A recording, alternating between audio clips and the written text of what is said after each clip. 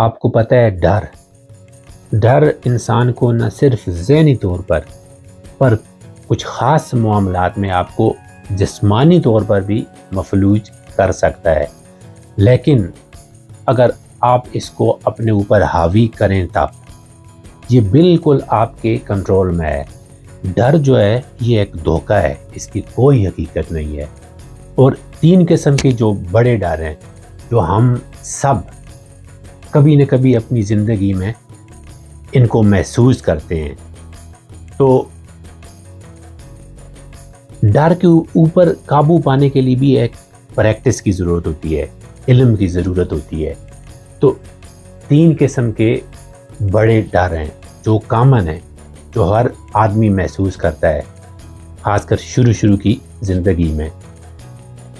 سب سے پہلا ڈر جو ہے وہ ڈر ہے فیل ہونے کا، ناکامی کا۔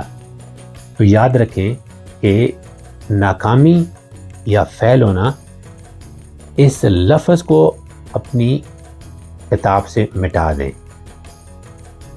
کسی بھی چیز میں اگر آپ ناکام ہوں یا فیل ہوں تو اپنے آپ کو یہ بات یاد کرائیں کہ یا تو ہم جیتیں گے یا ہم سیکھیں گے، کہ فیل ہونا یا ناکام ہونا ممکن ہی نہیں ہے۔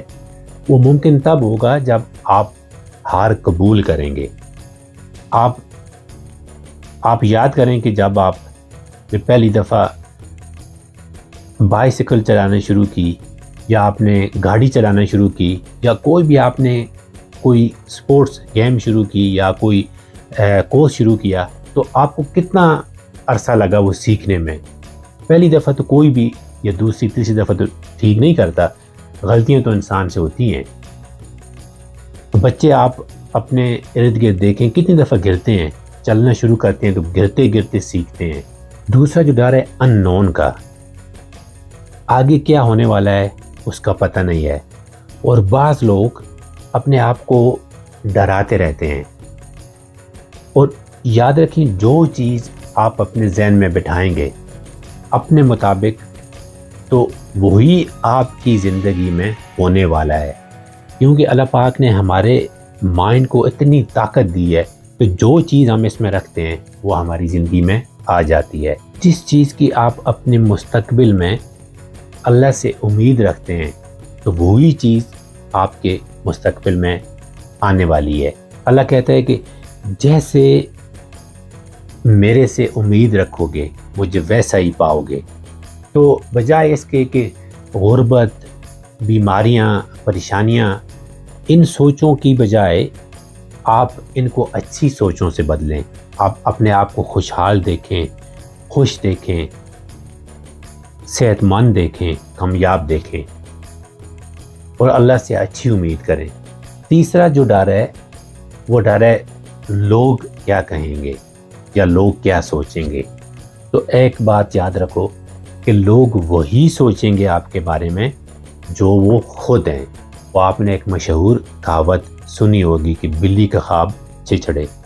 تو جس قسم کا انسان ہے وہ آپ کے بارے میں وہی سوچے گا اور اسی طرح کی باتیں کرے گا۔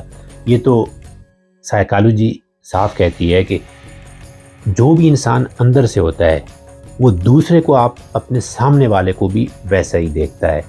تو اگر آپ ان لوگوں میں بیٹھتے اٹھتے ہیں جو آپ کے بارے میں بری باتیں کرتے ہیں تو آپ بھی ان میں سے ہیں۔